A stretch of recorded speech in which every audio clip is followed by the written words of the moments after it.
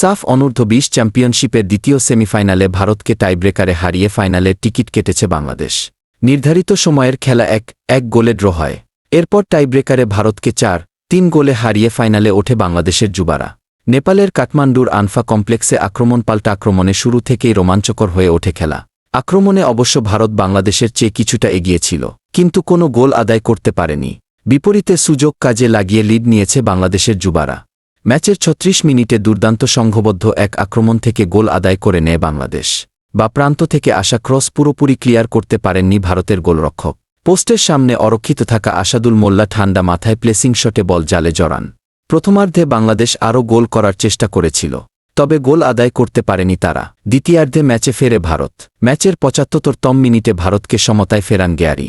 নির্ধারিত সময়ের খেলায় আর কোনো গোল হয়নি।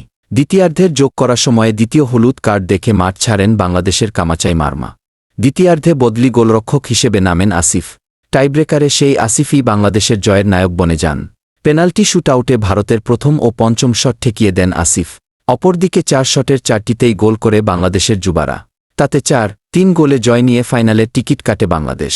ফাইনালে আগামী বুধবার বাংলাদেশের প্রতিপক্ষ স্বাগতিক নেপাল।